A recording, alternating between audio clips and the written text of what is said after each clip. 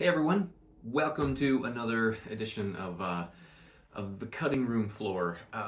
Yesterday I talked and taught on the subject of spiritual warfare, especially as it relates to temptation, and to help us to begin to think and realize that the thoughts that run through our minds and the battles that we face are more than just personal battles. They're more than just interpersonal battles with the people around us, that we are caught up in a cosmic war between good and evil. And like we said, it doesn't feel good to be caught up into it, but it is the reality in which we live. And so if we're wise, we suit up and we learn about the battle without going to the extremes of either denying it, living in denial, which is never good to live in denial of reality, nor to have an unhealthy and excessive interest in it all. There's a story I love to tell that talks about how bank tellers, it's important, especially in days when we use a lot more cash, it's really important for bank tellers to be able to identify counterfeit bills very, very quickly. And a lot of that happens by touch and learning the touch and the feel and the appearance of counterfeit bills.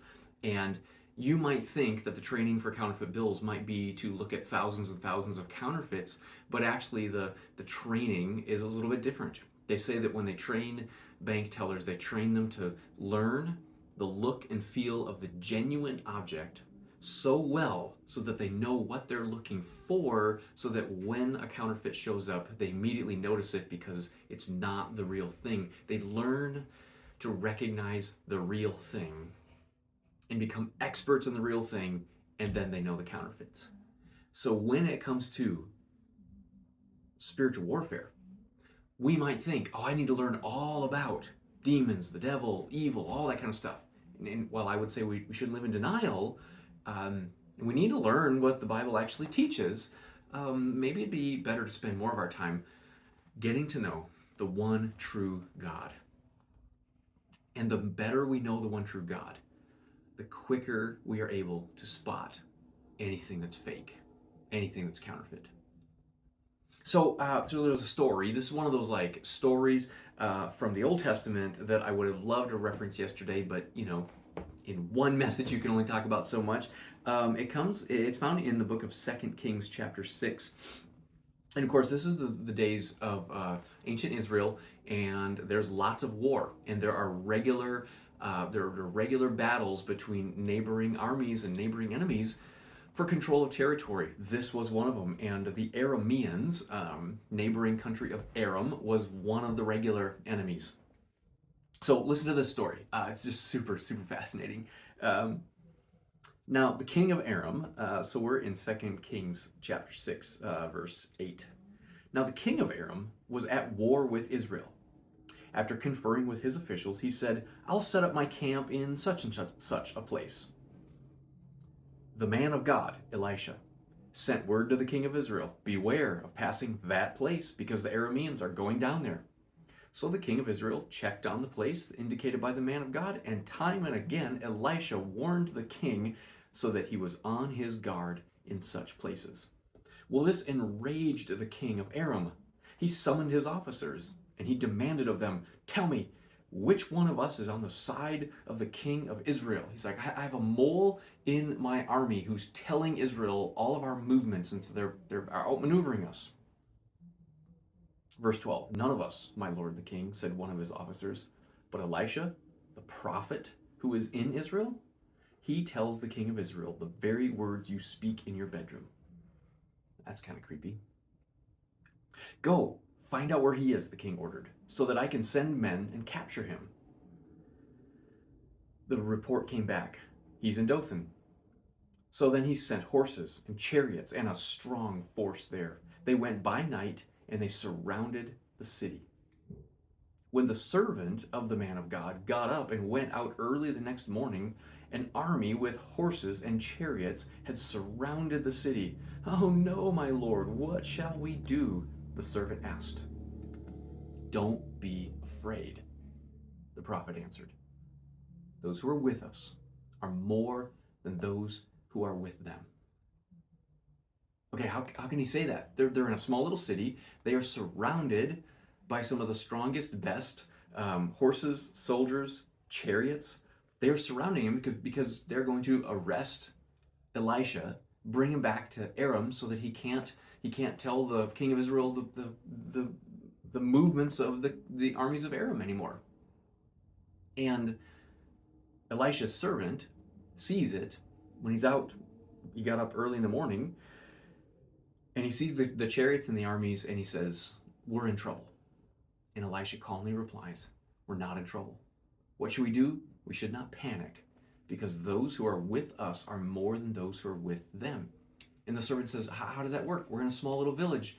There might be a couple of soldiers, dispatched here, but we don't have enough soldiers to defeat the company of soldiers right outside the city gates." Verse 17, and Elisha prayed, "Open his eyes, Lord, so that he may see." Then the Lord opened the servant's eyes, and he looked, and he saw the hills full of horses and chariots of fire all around Elisha. So in other words, Elisha says, God is going to protect us. And God Almighty has sent his horses, chariots, armies, who are far outnumbering the chariots and the armies of the Arameans in front of us. And he prays, God, open his eyes. God, open his eyes so that he sees with a supernatural vision, to see what cannot be seen with the naked eye, which cannot be measured with scientific instruments, the reality that God is protecting us. And he saw. And then check out how the story ends. I just love how this story ends. As the enemy came down toward him, Elisha prayed to the Lord, "Strike this army with blindness." So he struck them with blindness, just as Elisha had asked. Elisha told them, "This is not the road, this is not the city. Follow me, and I will lead you to the man you are looking for." And he led them to Samaria, one of the cities in Israel. And after they had entered the city, Elisha said, "Lord, open the eyes of these men so that they can see." And then the Lord opened their eyes, and they looked, and there they were inside Samaria. When the king of Israel saw them, he asked Elijah, Shall I kill them, my father? Shall I kill them?" He's like, "You led the enemy right into my city with all of my soldiers surrounded. We have them surrounded. What should we do? Should we kill them?" Look at what Elisha says. "Don't kill him," he answered. "Would you kill those you've captured with your own sword or bow? Set food and water before them so that they may eat and drink, and then go back to their master." So he prepared a great feast for them. And after they had finished eating and drinking, he sent them away, and they returned to their master. So the bands from Aram stopped raiding Israel's territory. They captured them as prisoners of war.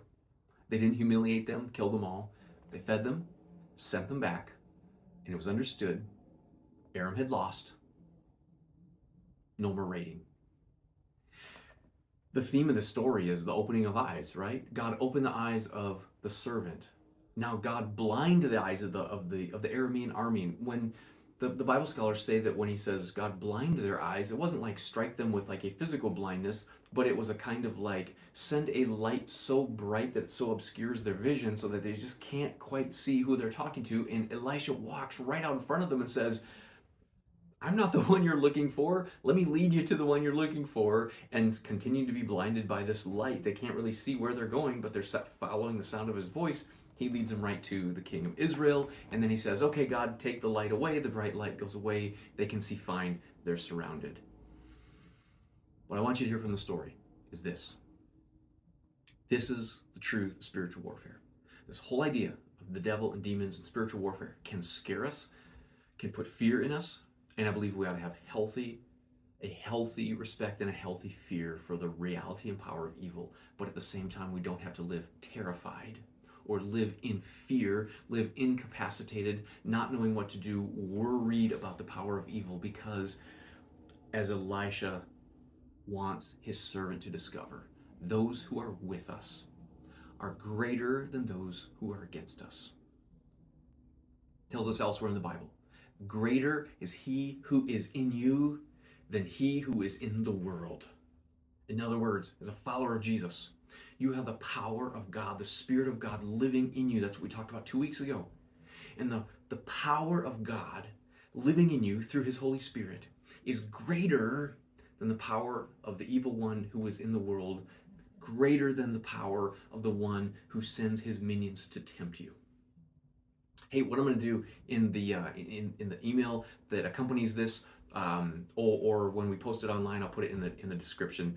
I'll share like several Bible verses that are really good, short and sweet words of truth that in the moment of temptation or when you're getting discouraged by the power of evil, to remember and to be reminded that he who is in us is greater than he who is in the world. To remember that as a follower of God, you are on the side of God, on the side of good. The same God who raised his son, Jesus, from the dead. That same God lives inside of us. And so you can be filled with confidence in the God you love and serve. And I'd love to hear this coming Sunday your stories of how this week, by the power of God in you, you said no to temptation and that you're winning the battle to live for Jesus, not on your own strength, but on the strength of God. Hope this has been encouraging today, and I can't wait till I can see you again next time and hear your update of what God's been doing in your life. Have a great week.